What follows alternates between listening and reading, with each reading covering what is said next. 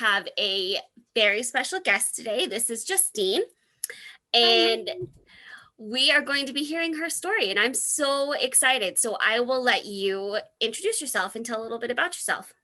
Okay. Hi, I'm Justine. I'm about to be turning 30 in a couple of weeks, maybe. Don't know.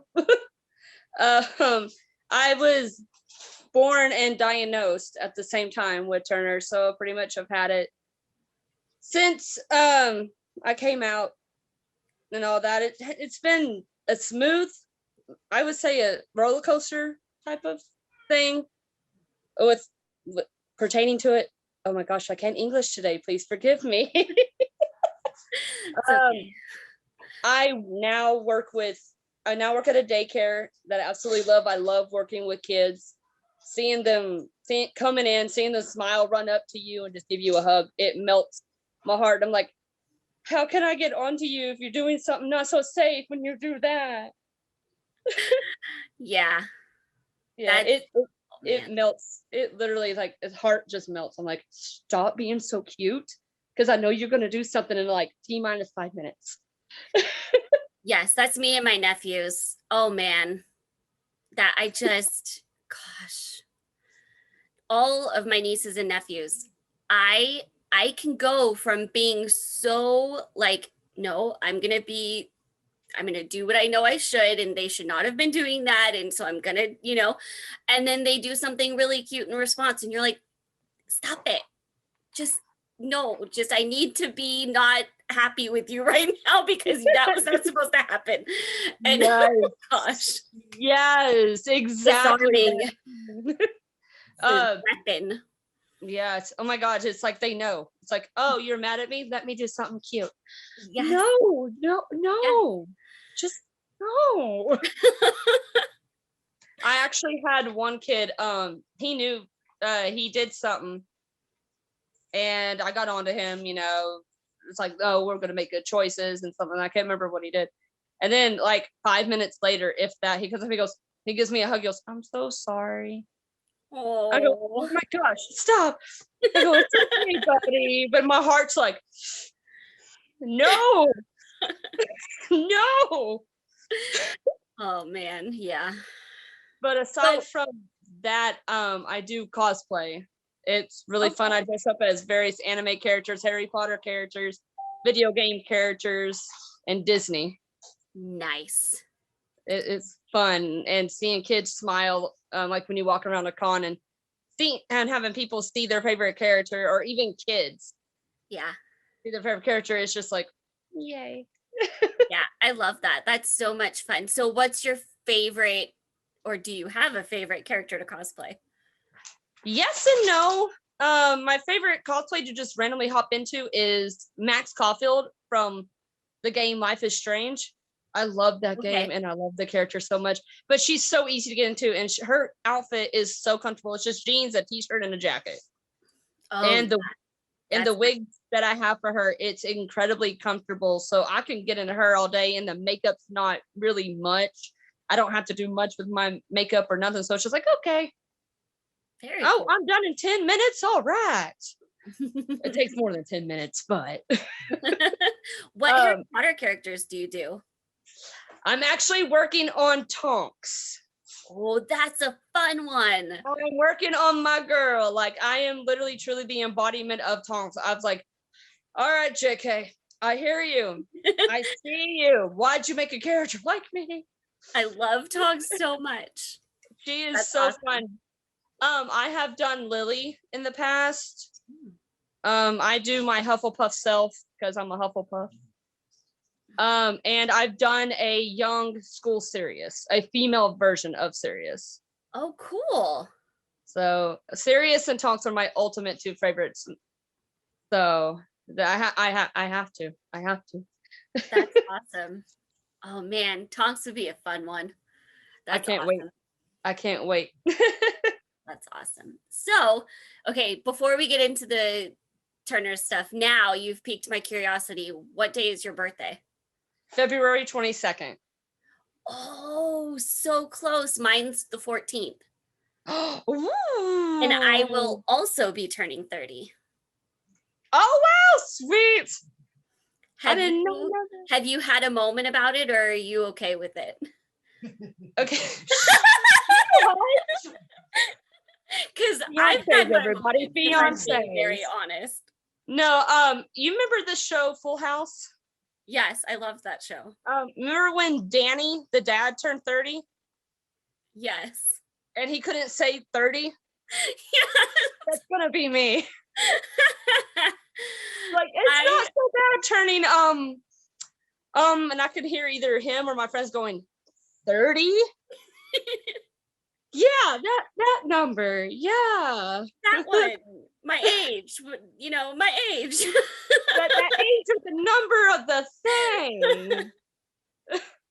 No, Yeah. I'm kind of dreading it, but I'm kind of not. I'm like, because to me, age is just a number. But then again, it's like turning 30. You have realizations like, oh wow, I'm not in my 20s. I'm not young. What am I doing with my life? Where is life? What is life? Yeah. Like, oh, I actually have to be an adult now because I'm not in my 20s anymore. Yeah, it's like, oh, officially 20. Bye, youth. What?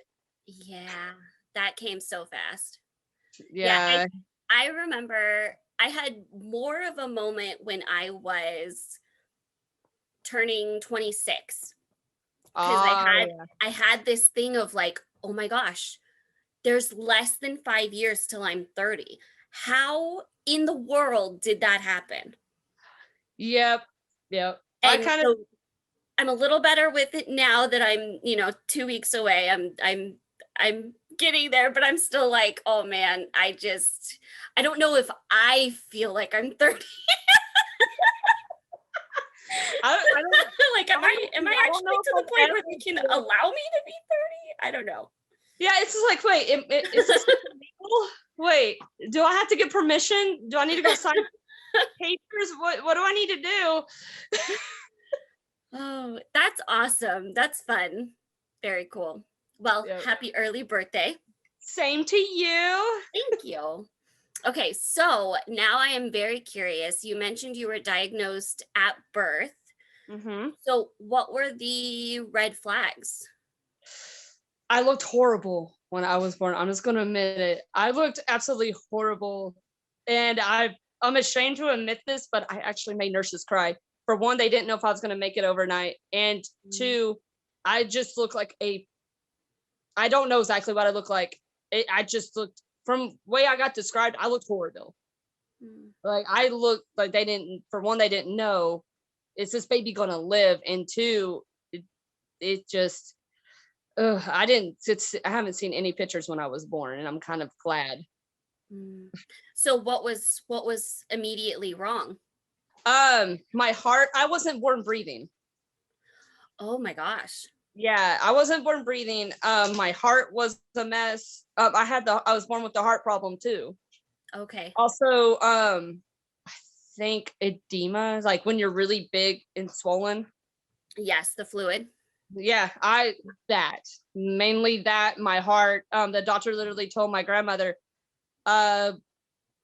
we have to wait for the test results, but I am pretty sure this baby is Turner syndrome. And the test results came back positive. And I'm classic. I'm just got the 1X. Okay. So, but yeah, they automatically knew once they saw me. They're like, test her now. Yeah, and there was nothing while your mom was pregnant that showed anything? She, what my grandmother thought might have been Braxton Hicks was actually my mom trying to lose me. Oh man. So my grandmother's like, walk it, because Braxton Hicks, you can walk him off, and be fine. But my grandmother literally said, if I had known that she was trying to lose the baby, I wouldn't have made her do that. Yes. Wow. They didn't see any sign. I don't know if they saw any signs like in the womb, but as soon as I was born, they knew. Yeah. Wow. Good thing they were on it and knew to test for that. Yeah. Yeah. Excuse me, Emma. Thank you. Hi, love. Emma. Bye, baby. So gotta love them. I know Max and Sirius are both at the end of the bed. my dog Oh. and cat.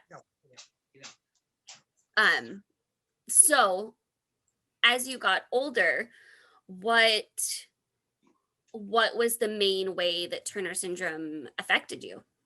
In and out of doctor's offices, in and out of surgeries. I can't tell how many surgeries I've had. The biggest one was at 4 months old, well, 4 or 5 months old, when I had my open heart surgery to repair the coarctation. Yeah. And then when I was in 2nd grade, the webbing of the neck, it was restricting my movement. So they went ahead and did that, and also got the folds from the eyes too. Oh, I didn't know they Yeah. did a surgery for that. Yes, I think they only do it if it's like really restricting. Yeah. Because I couldn't move my neck at all. Yeah. So they're like, oh, we're gonna have to do this. So they did that when I was 2. My brother, I think my brother was born then. Either my mom was carrying my brother or my brother was born. I can't remember. So when you had the neck surgery, do you remember what, you might have been young enough, maybe you weren't a part of the conversations, for what, because there's different variations of how they can do it. Mm-hmm. I had what, when I researched, was called Z-plasty, where the scar is in a Z, they cut in a Z. Do you remember? I do not. I just remember going to the doctors and discussing, okay, we're going to remove this. My keloid looks like it might be a straight line. Okay. So I don't think they did the C-plasty. I'm not 100% sure. Okay. I wish I knew, because that's kind of interesting now. I'm going to have to look that up. Yeah, when I went, so I had mine. I had 2 total. I had one when I was 16 and then one when I was 20. Mm-hmm. And he gave me 3 different ways they can go about it to research. And so I was like Googling what's the scarring from these and all of that. And yeah, so it was, I had no idea there were even options when we went. And then he's like, yeah, research these, see what you think. Yeah. I guess, yeah, I wish I knew, but I think my mom probably did all that. But it's not bad. I mean, it don't hurt. I kind of did at such an age. I got used to people asking about it, and then now I'm working at daycare. I've been into schoolers, and it still blows my mind. They have messed and played with my hair, and just recently found my scars from that surgery. And I'm like, how long have you been playing with my hair? And you now just finding what? And kids always ask the funniest questions. Does it hurt? Does it hurt? No, stop it. Doesn't hurt, but it's annoying. So it sounds like your scarring left from it isn't too bad. They've done, well, you've had 2. I've done 3. One to the initial removal. One to kind of sand the scarring down a little bit, and I don't remember what the other one was for. Maybe the same thing. I think they were trying to get the keloid as much under control as they could. Oh wow. Okay. So I've had 3 on it. What was the recovery like for you? The first time I stayed overnight on the initial removal. I do remember that. The other 2, I do think I got to go home that day. Okay. So it wasn't too bad, but yeah, I remember staying overnight in the hospital for the first one. I think 1 day. I'm not sure. It might have been 2. But yeah, it wasn't too bad. The recovery wasn't hard. It was just weird to not have to move because now you have so much mobility. It's weird not to just snap your neck like this and go, no, you're gonna rip them open. Oh, okay. Yeah, I remember, because mine was purely, I noticed it. And I didn't initially think it would actually have any other benefit besides cleaning that up a little bit. Yeah. Because it wasn't severe enough to where I noticed how much it was restricting, but after, I could move my neck so much more than I realized I couldn't before. Yeah. It was incredible. Yeah. I think even as young as I was like, oh, I move now. Yeah, I can do that. I can, yeah. Look at you this way. Yeah, that's awesome. So, um, are there any remaining heart issues after the Oh surgery? yeah. I have to where they repaired it, the ballooning. They have to keep an eye on that if it gets to a certain point, which I believe they said is 5 centimeters. They have to go in again. I'm not sure what they're gonna do. Do not look at me like that, babe. You've known this. Yeah. Yeah. They 5 something centimeters, millimeters. I can't remember which one. But they have to go back in. When they first did it, they went in through the side. They went in through Okay. my side, and I still have a scar. Was hoping it would shrink with me growing, but no, it got bigger. So I had this huge scar from my back up to my side. So they could go in through the front and bust the chest cavity that way instead of having to do it more than once. Okay. So they went into the side instead of the front. So if it gets to that point, then I'll have to go back under again. But other than that, everything's good. Just couldn't play contact sports, which I really wanted to play volleyball in high school, but I couldn't. But hey, Yeah, I mean, that's a decent trade-off to have your heart be good. yeah. And I was like, I still got to do gymnastics. There were certain moves I couldn't do. And I had to be really careful Yeah. as well. Like I couldn't do what they called the death drop, which is like you jump and you just go boom, but of course you're not hurting yourself. You catch yourself at a point. I couldn't do that in case if I did mess up, it's not a hard blow to the chest. Oh, And then yeah. there's that ballooning to rupture, and there's by me.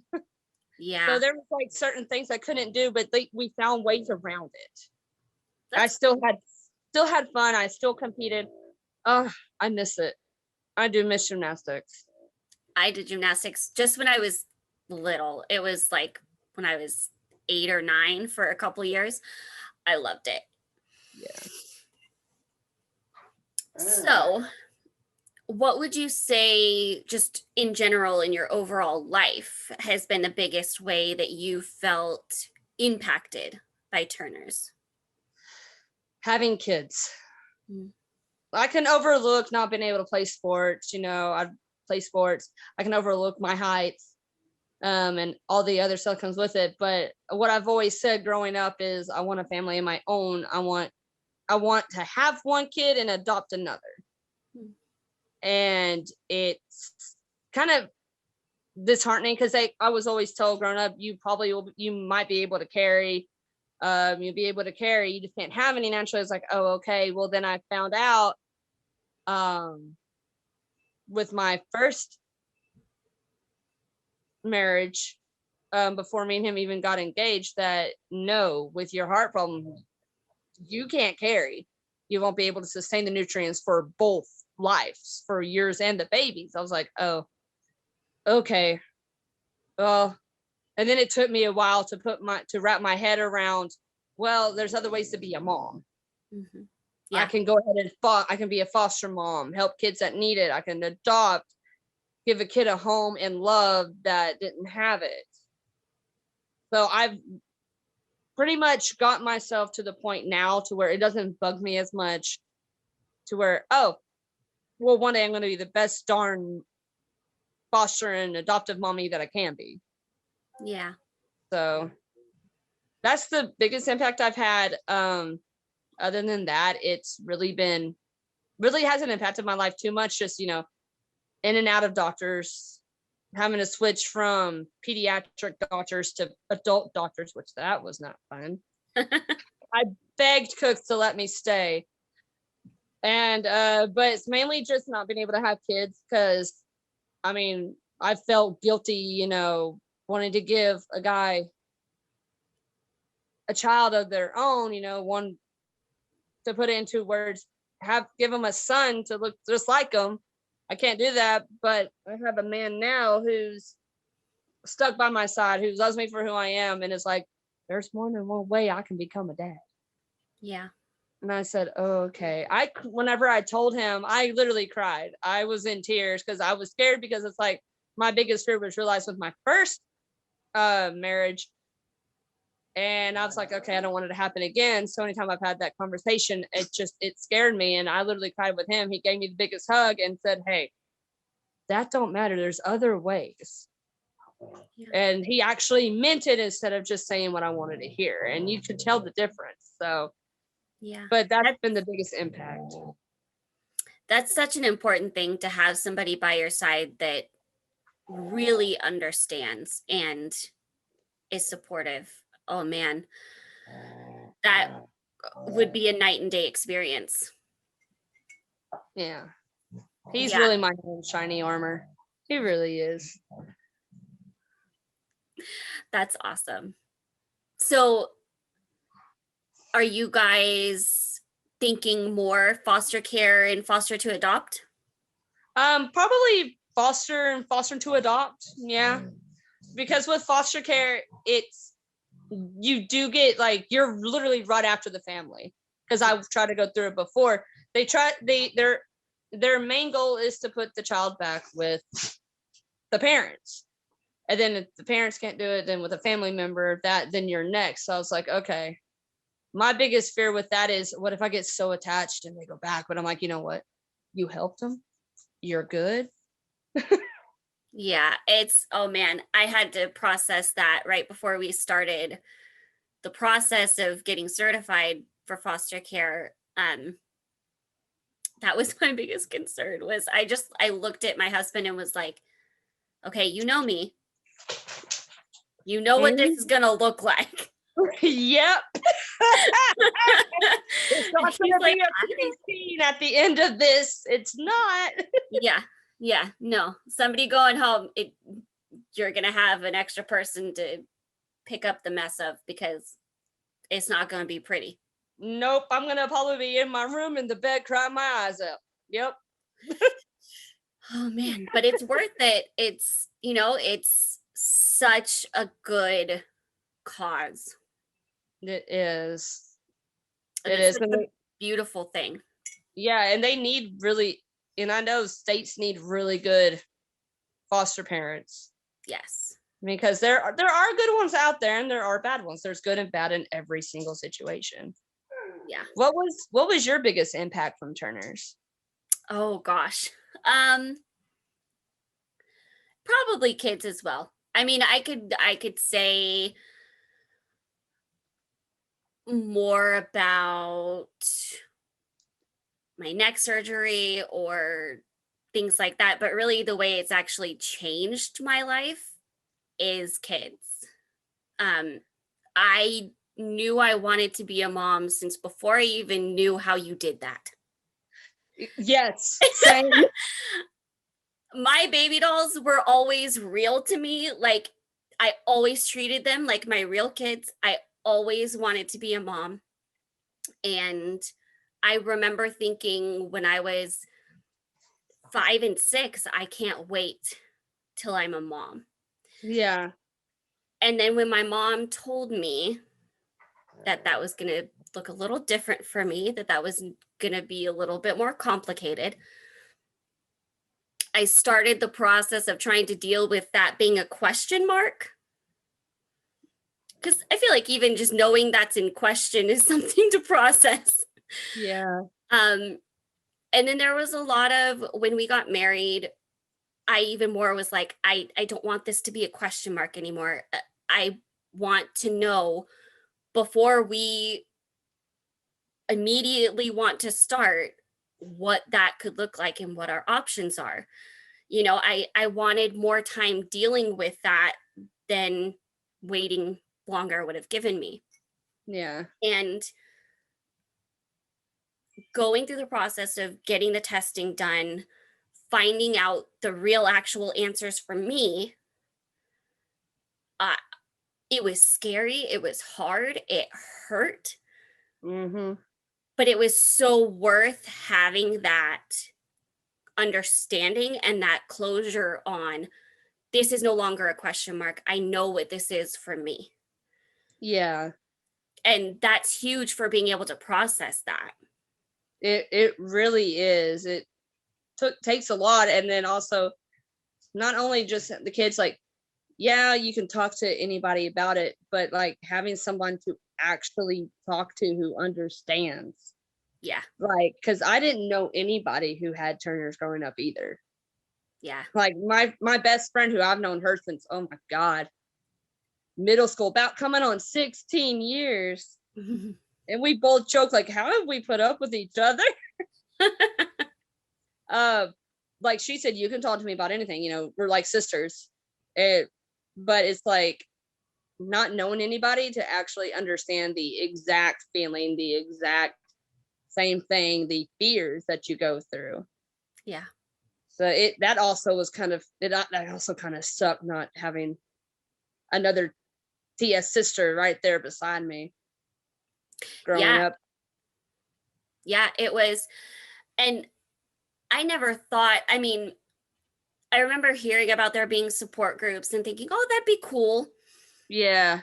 I never thought how much of a difference it made, even for those that maybe aren't as heavily impacted, until I met somebody for the first time that had it. And I was like, oh man, yeah, because she can say, oh, you too, or me too, or yeah, I know what that feels like, to Mhm. things that nobody else I had ever met in my life could say that to. Yeah, exactly. I have one of my best friends. I met her through cosplay, actually. And she messaged me, like, we're gonna be in a cosplay group together. She messaged group, hey, my character name, can I message you privately? Yeah, sure. And then she's like, hey, I saw you have Turners. Because, you know, that's when I started getting more comfortable with it out there, trying to be more of an advocate. Well, not an advocate, just trying to get awareness out there. Yeah. And she's like, I see you have Turners. I said, yeah, I do. I have it too. I'm like, wait, what? That's awesome. And that was like in 2016. I think 2016. Been friends, inseparable ever since. Like, we That's became awesome. friends, and then we met in person and just inseparable ever since. That's awesome. Yeah, the first person I met, and this is still the only person, well, the second person, but the very first person I ever, not just the only person, the first person I knew that also had it, but the first person I ever met in person that had it. Yeah. And it was, my grandmother had dementia when I was in high school, and we had a caregiver for her. And this was a girl that, oh my gosh, she was amazing. We loved her so much. We adored how she took care of my grandma. And my mom was like, we were looking to, because she had moved from where she'd been taking care of her. So she wasn't the one taking care of her anymore. And my mom's like, look, I really don't like the people they have there now. Can we like move her in with you or move her to you? Like, how can we make this work? So they were talking, and she was making comments about her daughter. And from what she was saying, my mom was like, it just sounded like Turner's from everything she was saying. And so at the end of it, my mom goes, does she have Turner syndrome? And the lady goes, yeah, how do you know what that is? How do you know? And she goes, because Brooke has it. And this is a woman that had met me before. And she goes, really? And and then I went over with my mom and I met her daughter, and it was amazing. Yeah. It's Yeah. incredible. The community aspect is so important for so many reasons. It is. For one, it's like, it's not the fact that so you won't feel alone. It's just like, hey, can I ask you something? You know, it's like, we're all there to help each other. Yes, I've learned so much just from hearing bits and pieces of other people's stories and experiences. Yeah. Invaluable lessons I've been able to pick Oh up from yeah. that. And it's like each of our stories are so uniquely different. Yeah.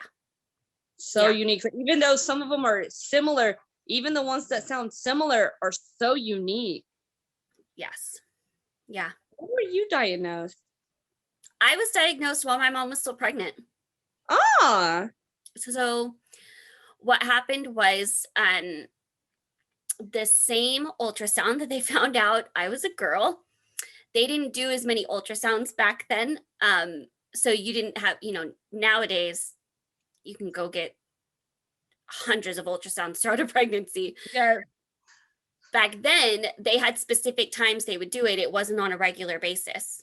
Right. And so they were doing what's the anatomy scan, basically, where they check everything over.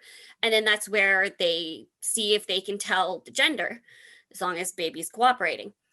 And they they confirmed I was a girl. And in that same ultrasound, they noticed there was fluid in the back of my neck and in my chest cavity. And so they had my mom wait in the waiting room. My parents were both there waiting, and she knew something was wrong. She's like, no, something is wrong. They never have me wait after like this.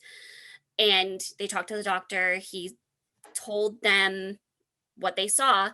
And through that, they did an amniocentesis. So they still gave me, I had a less than 1% chance to live. And they had all of these awful nightmare scenarios of how I would be, even if I did live. And none of them came true. Yeah, I'm about to say, I don't think any of them came true, did they? No, they said, so at first they thought it was potentially spina bifida before they did the amniocentesis. And then that wasn't true. They found out it was Turner's. And then they said, if she survives,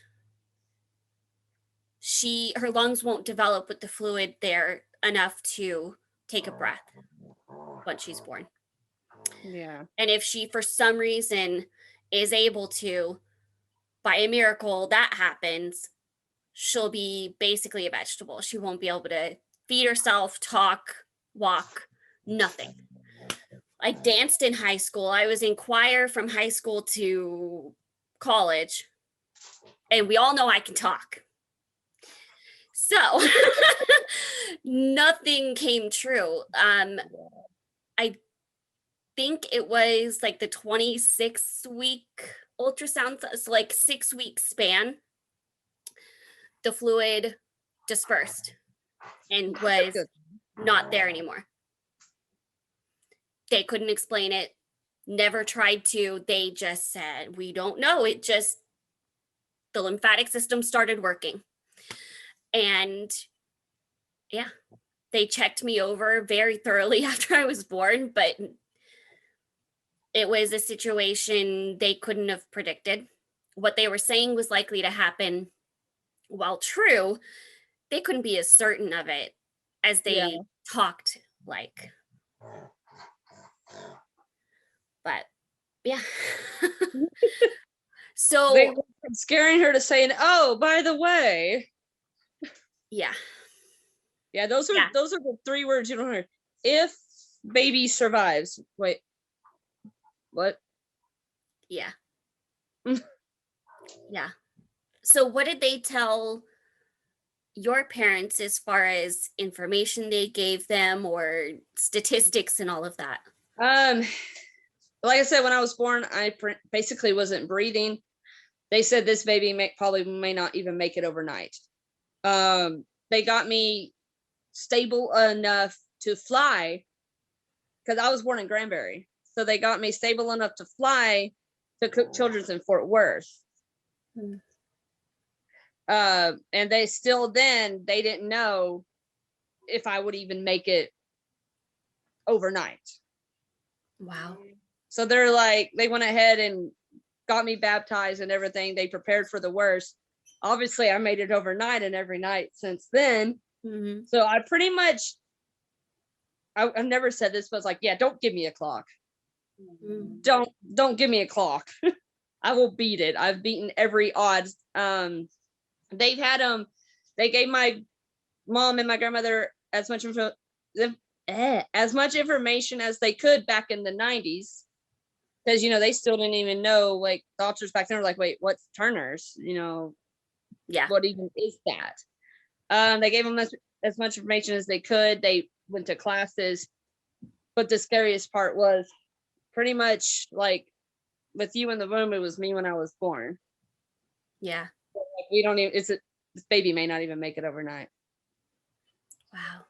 So it was pretty scary. And then the cardiologist tried to get me. And then the second scary one was my heart.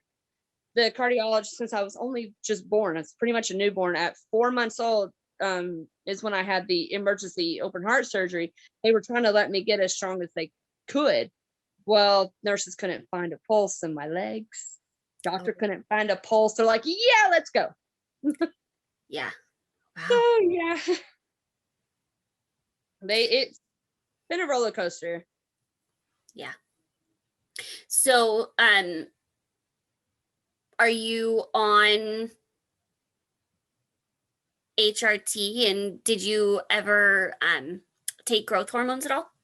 I did take growth hormones. They started me when I was don't ask me that one. I can't remember what age they started me on, and then I kind of stopped around 14, 16.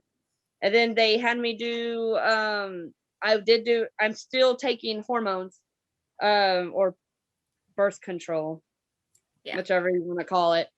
Been taking that since I was 16. Been on and off of it. Yeah, I was a bad little child. Didn't take my medicine half the time. When I became an adult, do not look at me like that, babe. Do not.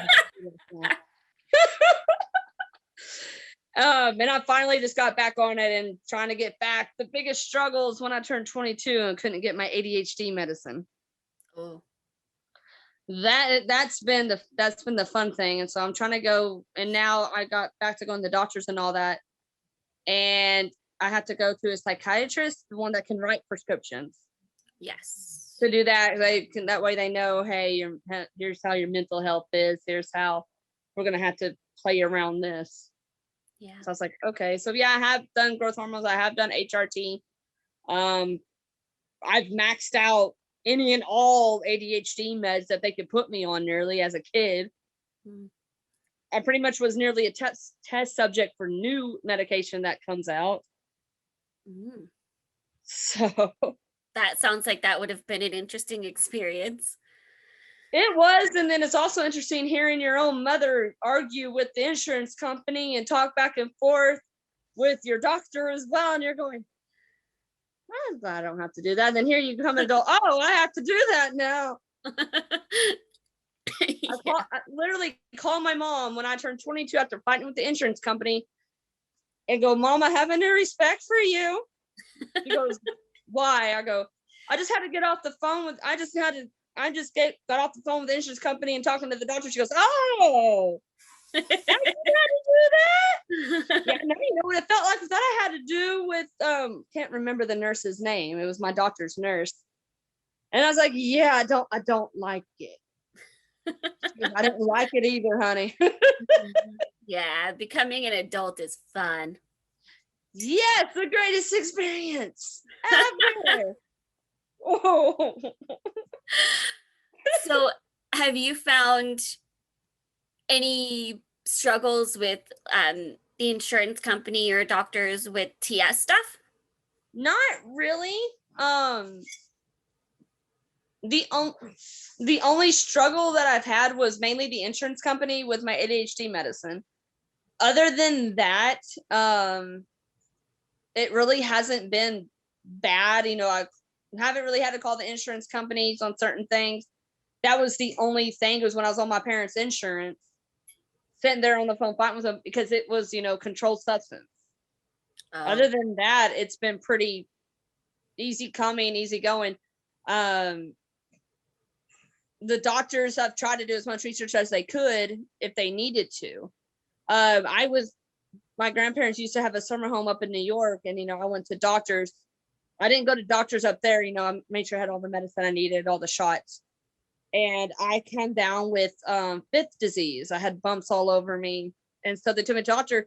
Well, the doctor they took me to, he's like, oh, this child's Turner's. Are you sure? They're like, yeah. She's had the scar. He saw, he goes, okay. Now I see where he already meant, he knew. He's like, I don't see the signs.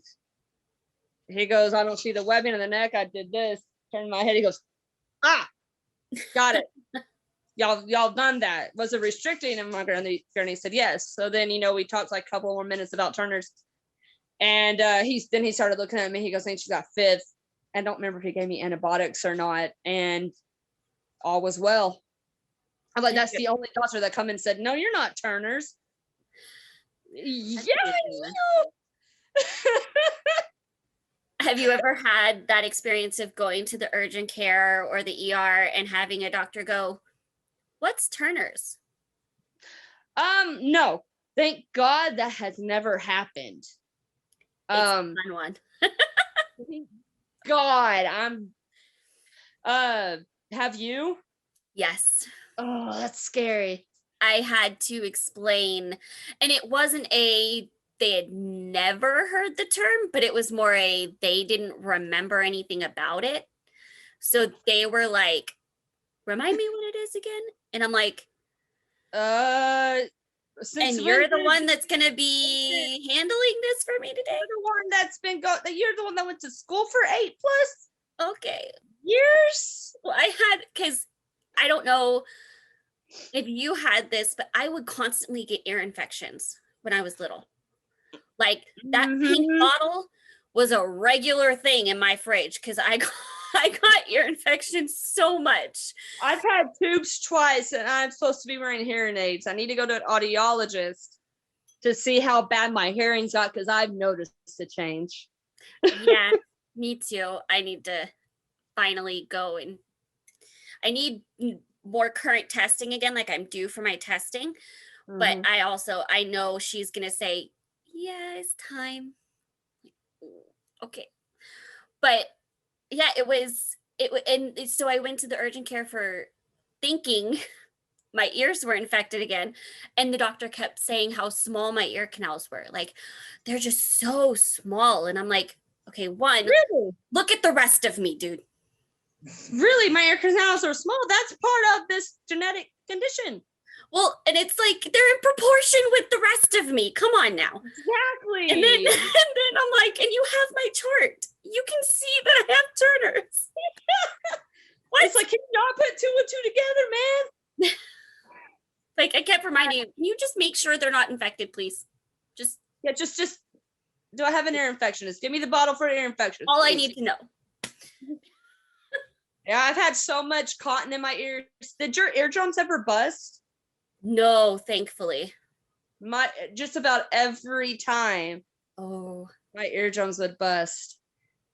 Oh, yeah, that sounds so painful.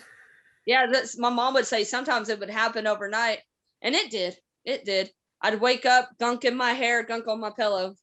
I go, Mom. She goes, up. Here we go again. Drops. Yeah. Yep. Yeah, it was. I mean, it got to where they hurt really bad at different times, but it never. And I had a double ear infection at one point. Ooh, those are the worst. Yeah, that's so painful. Yeah. I was always worried about them bursting because my mom's has done that before. I think just once, but no, it never actually happened. Yeah. But no, yeah, mine busted. And my granddad, he had hearing aids. Well, we went to the doctor and she had his hearing aid person look in my ears. He looked at my left, which is my worst, and he cringed. Oh. He cringed because the nerves in my inner ear deteriorating. He just cringed. Oh, wow. Yep. So eventually gonna go deaf. I'm slowly starting to learn sign language. So is that all from damage from ear infections? Wow. Yeah. And I was like, oh, I know I have, we have hearing problems and all that. No, mine's extensive. Like my mom's always said, anything rare, I'm going to get it. If I do anything, I'm going full out. I don't just have, a sprained finger. No, my finger will be broke to the fullest extent of the broke it can be. It's like, you can't do anything easy, can you, child? Nope. So have you ever had, did you ever get tests done to see like what frequency is the worst? I think I have. I don't remember what all they've done throughout the years. I do know that they've done so much because they did put me on here. They did fit me for hearing aids. I needed, before I aged out, they wanted to put me in, the doctor wanted to put me in new ones, but I never went back. I don't know why. I don't know if I'm it was getting ready to, I need to actually go and I want to apply for the hearing aid grant through Leaping Butterflies. Oh, I didn't know they had that. Yeah, you can apply online and then you find out if you were granted the I can't, there's a different word that I'm completely forgetting.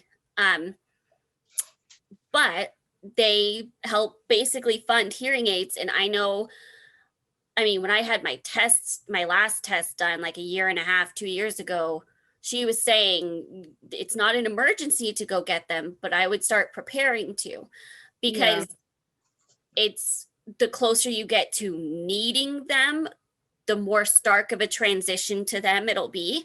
Yeah. So you can give yourself more time to adjust the earlier you get it. But yeah, because I know it's gotten worse than that, but mine was bad as a little kid. Oh yeah. Not this bad, but they would always, did you ever have the hearing test in school? I don't think we did that in school. We didn't do the eye and hearing test. The only thing we've ever done was lice. Oh yeah. I was in the small towns growing up, so they may not have done it then. Yeah, they would do, it was every year they would test everybody's hearing. And you like sat in this room and, it was everybody had headphones on and you had to raise your hand when you heard something or, whatever. I did that at doctors. Yeah. Yeah. So I would always get sent home with a note from those going, you should take her to the doctor and have her hearing checked. And I'd give it to my mom and she'd say, yes, I know. I've taken you several times. They say it's not to the point where they're going to do anything yet. It's like, we know you don't have to. I can just imagine, like, I guess because my mom, I can imagine your mom going, yes, I know. Thank you for telling me stuff I'm already taking care of. Well, yeah. And she was kind of like, I tell them this every single time they send you home with something. I don't know why they still keep telling me. I think it's just, they have to. Yeah. One of those roll your eyes. Ugh. Did you have any struggles in school? I couldn't tell any. I do remember, I think they had me with my writing or something. Go ahead, because they caught everything early on. My parents went ahead and got me in everything they needed to. Well, my mom and my granny, I'd say my parents. My mom and my granny got me into everything they needed to. Went ahead and did speech stuff growing up. That's a fun story in itself. And so I pretty much was there. They said, oh, you're going to struggle with math and reading. I'm reading all the Harry Potter books. I'm like doing really well in math. I got commended on my reading toss. Which one was it? The tax. That's cool. Well, I don't remember which one I got commended on because they switched on one year. I was this, it was the tax test. I was this close. I was like one question away my 8th grade year. I was so pissed at myself. Like, one question from getting commended, and I go and do it my freshman year. I'm like, I'm blowing the statistics out of the water. Don't put a statistic on me. I'll prove you wrong. It's just like on some people with, like, I had a friend in high school who had a different type of disease, and they kept putting death clocks on her. She passed it every time.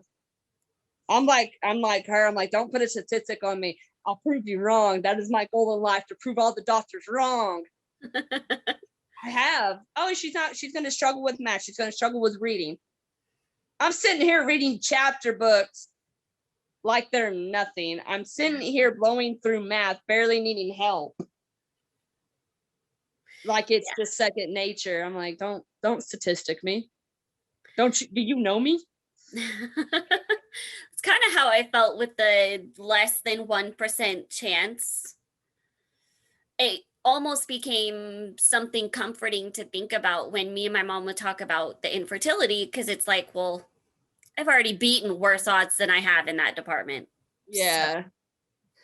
Yep. That's the one thing I can't beat. That's the one thing I can't beat is having a kid. I'm like, come on now. I can beat everything, but what? Yeah. Have you gone through any of the other fertility testing? No. I already know, since I have the heart problem, there's no need. My doctors have checked. When they did open heart surgery, they also did double hernia, and they also went down there to see what was going on. And they said it looked just like gristle. My ovaries just might as well not be there. Like, because I know sometimes the possibility of like just streak ovaries where they're just like almost just like a strip of skin. That's pretty much what mine is. They were described as like hard top, flat gristle. Interesting. Yeah, so they pretty much no ovaries, period, non-existent. Yeah. I don't actually know what mine look like. I just know lights are off, nobody's home. Pretty much. I'd say that that's how I describe it. I would just say the workers never came to my factory to build it. The factory never opened. Oh, sorry. What subjects did you have a hard time with growing up? Math. Mine was math. It still is. Oh my gosh. I don't enjoy math in any way, and it might as well be a foreign language for as well as I understand it. Reading, I excelled. In fact, one year my teacher thought I had cheated on the reading comprehension test, and my mom's like, one, do you know her? She would confess it immediately if she did. Two, how would she do that? Yeah. Spelling. Oh, I cannot spell to save my life. I cannot spell to save my life. And history, I got so bored of it. Not that I don't think history's interesting. Don't get me wrong. History's cool. But when they drill the same thing into you year after year, you kind of going, teach me something else, please. Yeah. Maybe expand the history. Give me something harder. Test me on something else with this. Teach me another country's stuff. Anything. Please. I know Texas history. Well, I don't remember everything of it. But I do remember a whole lot of it. I know Texas history like the back of my hand. Teach me England. Teach me teach me Korea. Teach me China. Teach me Russia. Something. Yeah. I'm tired of hearing about the US and Texas. I want to know the world now. Give me the world. I'm an adventurer at heart. I don't like feeling like I'm stuck at one place. I want to travel. I want to learn everything. Teach me different cultures. I think that's why history was my worst subject. Yeah, I could see that. I love learning about so far back that but I found with any subjects that I had trouble with, it really was mostly in how I was being taught them. Oh yeah. Yeah. It made all the difference in the world. So in math, it was a struggle either way, but what helped me get over those obstacles and be able to push through to any extent was the way I was being taught. I had one teacher that it was doing them with us on the board, going through everything and actually, walking us through it. And he would go over stuff with you one on one. And that was the first time I ever got an A in a math class in my life. Yeah. And the only since the first and only time. Then I took geometry the next year, failed miserably because my teacher just stood there with a PowerPoint. And I'm like, I can't do this. Yeah, it depends on the teacher. There are good teachers out there, and then there's not so much good teachers. Well, did you have any specific way of learning that you felt made a difference? Not really. Like however they taught. I mean, if I didn't understand it and I could look over it myself, like I said, there's difference in teaching. But like I remember my senior year of high school, I took 2 different math classes. One was pre-cal, one was college algebra. I passed college algebra with A's. And then I'm having B's in pre-cal. Calculus was hard. And it's not I just couldn't hardly grasp it. And I could go to her for help if I needed to, and I did on certain things, but it's like, I'm a senior. But I still at the same time, like, I still need to pass all this. I graduated with honors, but calculus was the hardest. And I think it's because I think she did do PowerPoints, but it's not that she just did PowerPoints. It's how she did it. Yeah.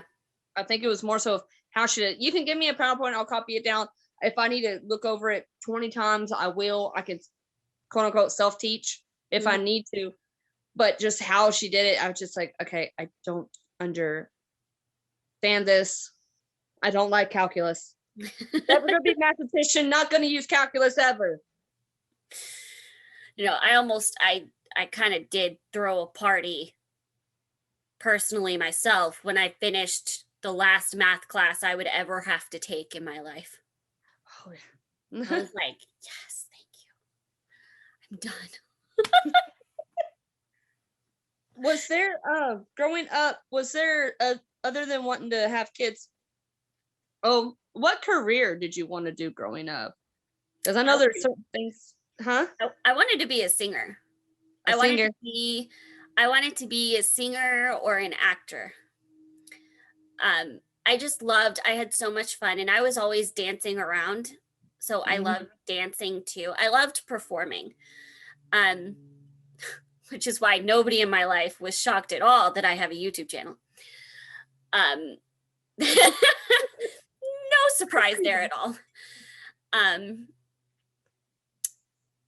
it was never something that I felt like affected that part of me. I never felt like it hindered my choices or that I couldn't. And me personally, I'm very much tell me I can't do something and I will prove you wrong. Especially if it's something I really want to do. So I never felt like I couldn't do anything that I was dreaming of doing. Yeah. What about you? I'm a dancer at heart. I wanted to dance, but I really couldn't because like a lot of things couldn't because of my heart. I wanted to do volleyball. Can't, your heart. I did. I marched with the band. I did color guard. Oh, that's so cool. I marched with the band, and I did the winter guard too, which we do it without the band. We go to different high schools and compete. I did that. That was so much fun. That was so much fun. I've always loved dancing. I always remember dancing around the house, making up my own dance moves to songs. And in 2016, discovered K-pop. Oh yeah. I discovered K-pop. I'm like, hey, I may not understand what you're saying, but that's my kind of music. Show me your dances. Let me learn them. And I'm like, oof. I'm surprised I haven't done a YouTube channel learning all of them, but I'm like, how am I going to learn this? Well, it's not that how can I learn this? It's when am I going to have time? But I've always loved, I thought at first I wanted to be a nurse. Well, going through the stuff to get to nursing school, like there are so many roadblocks. I'm like, no. And then I was like, teaching. And my mom's always said she saw me as a teacher. So, and I'm working at daycare and loving it. I don't have any bad days. I've never had any bad days. Retail, I had a bad day every day. Retail is its own beast. That's when I discovered that. That's when I discovered that's when I lost my hope for humanity. That's when I lost. That's when I realized the world isn't as nice as what you thought. Yeah, people's worst come out in retail situations. I've been called every name under the sun. I've been spelled names even.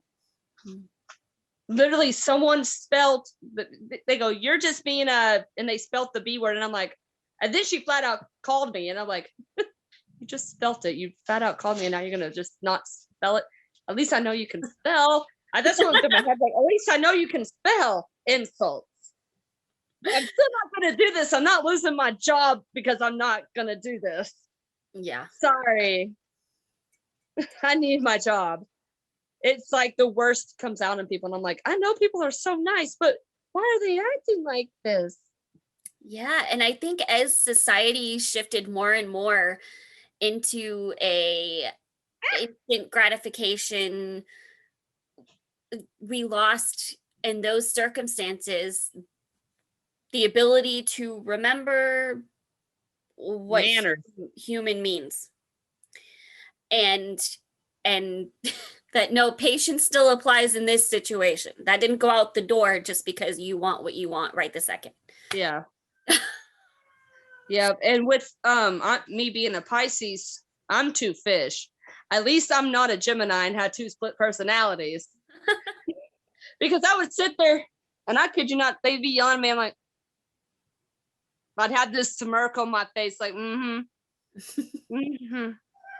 yeah, no, I'm not doing that. I'm sorry, I'm not losing my job. I need my job. Did you ever have any bullying or anything? In school, just my height a little bit, but when they realized it didn't affect me, like when they started noticing something, they're, oh my God, you're so short. I go, yeah, what are you, a giant? They go, my favorite. Shorty got attitude. Yeah, Shorty got attitude. Want to keep going? Justine, I'm so sorry. I'm so sorry. Okay. Don't touch me. Yeah, I think I've heard like every short joke out there. Oh, did you ever get this? Ah, yeah. Such a good. Oh my gosh. Rest. No. I sit there like a cat. Get off me. Yeah, like I'll show you a good rest. I'll show you it. I'll show you. I'll show you. You want me to be a cat? I got claws. You got claws, man. My favorite response was somebody would be like, because I don't know why, but people with me have had a lot of, like, there have been a few people that apparently knew I was short, but didn't realize how short. Yes. So they'd be like, man, you're short. And my favorite response was, what? Dang it. There goes my NBA career. Yes. Man, what do you mean I'm short? What? When did that happen? No, one time I was in one of my weird moods. They go, oh my God, you're so short. I go, what happened to my legs? My best friend, who I've known for about 16 years, just shook her head going, oh my God, she's nothing, but I could just, now I can hear her go, she's in her mood. Don't, just stop. Please stop. I have to go. She's coming home with me. She's spending the night. Just stop. Yeah. But yeah, I was like, wait. I go, oh, really? One of my most smart aleck ones is, oh, really? I didn't notice. Yeah. Like, what? No, really? Really, I am? I thought I was the tallest thing on the planet. I had no idea, because it's not like I constantly hear about it. Oh, I'm not constantly reminded. I'll ask any guy I'm with, if we're together for a while, I go, what was your first impression of me? Some were like, dang, she's short. Proper response right there. With him, it's like, oh, she kind of cute. Well, that's good. I was like, at least you didn't notice I was like, at least you didn't think, oh dang, she's short. I go, what's the first thing you noticed about me? He goes, your smile. Oh. You're just saying that. He goes, no, really. I go, so it wasn't my height. He goes, that was the second thing. You literally said that. I know. He's over here smiling like, yep.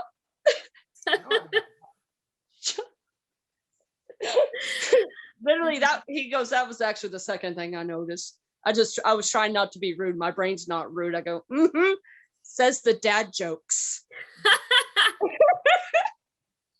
That's a good did you ever have any trouble like finding the right one? Or have guys actually understand you? Well, I had a lot of just my personality type. I'm a caregiver. Yes. So I give in to people a lot. All of that. And I also hate confrontation or hate like intense interactions like that.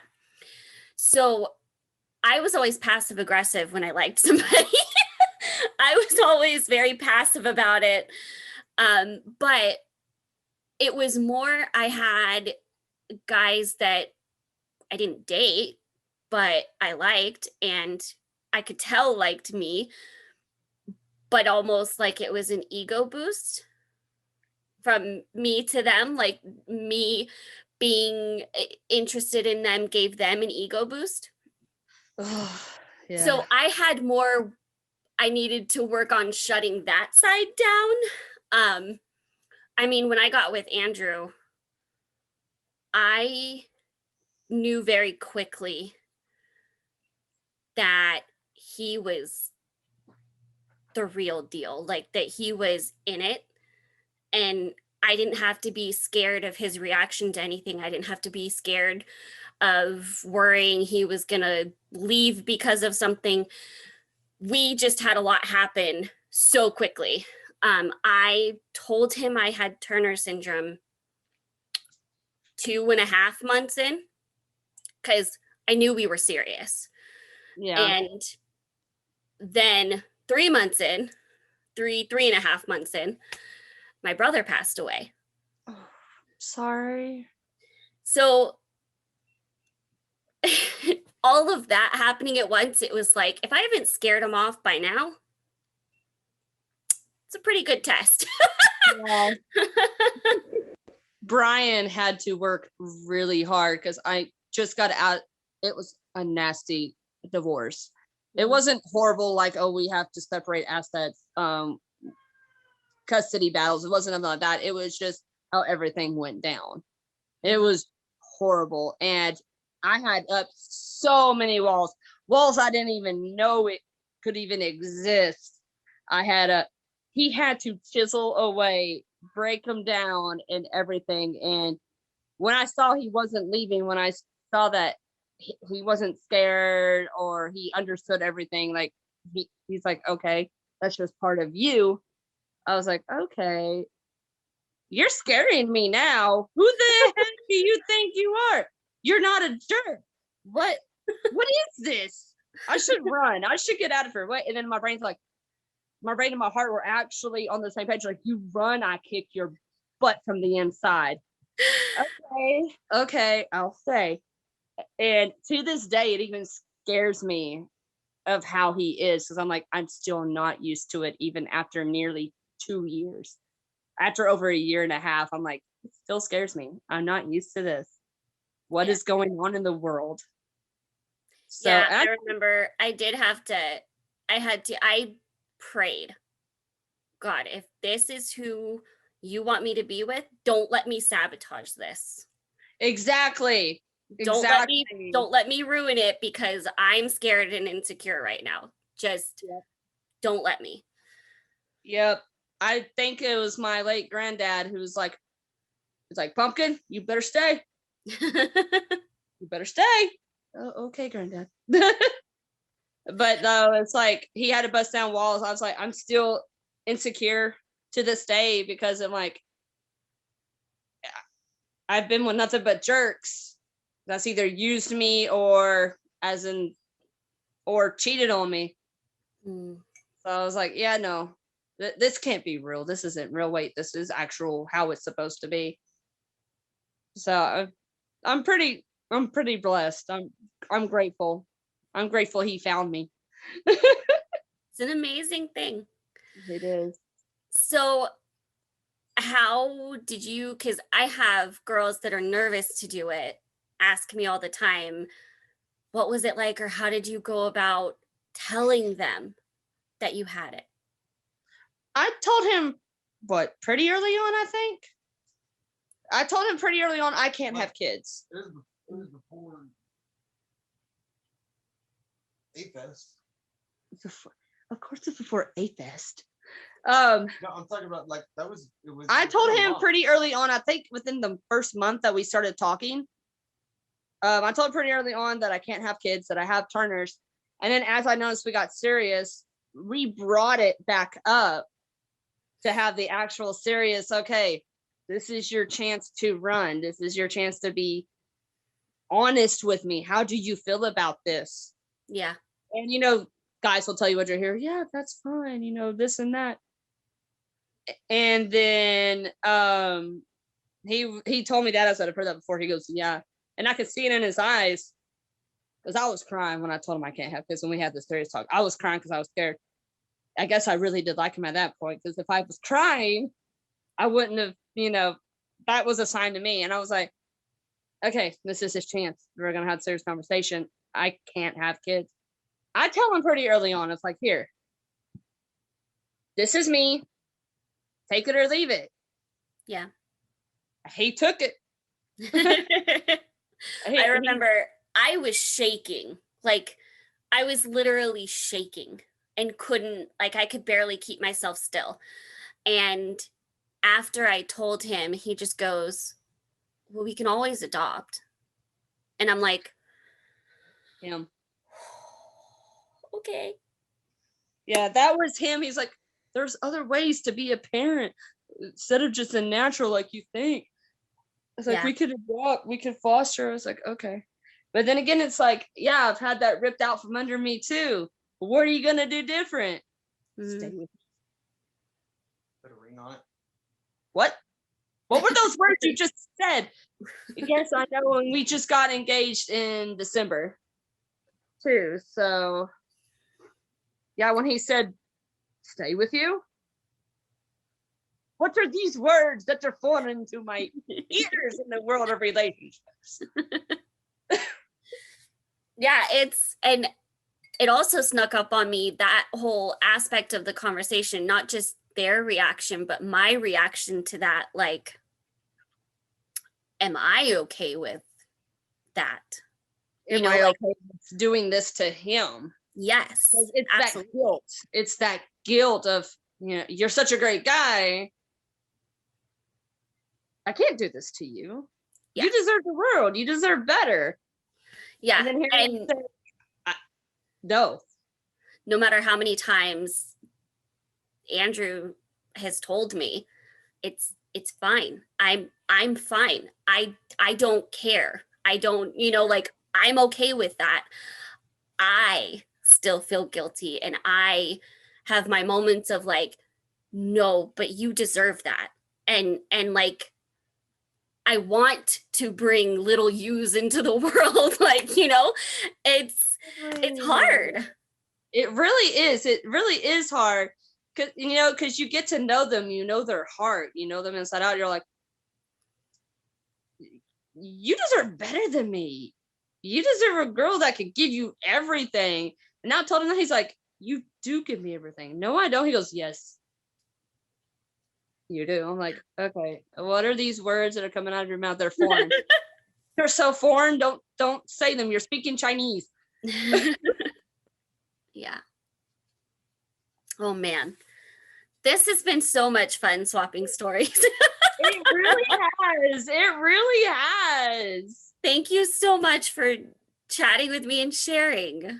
No problem. Anytime. I'm down to do it again for other random. I have some surprises that I'm working on, so I will message you actually. Guys, I'll be down for anything. I'll be down for anything. So, okay, well, is there anything else before we go that you would want to share? No, I think that's pretty much it. Okay. Well, thank you so much. It was so great talking.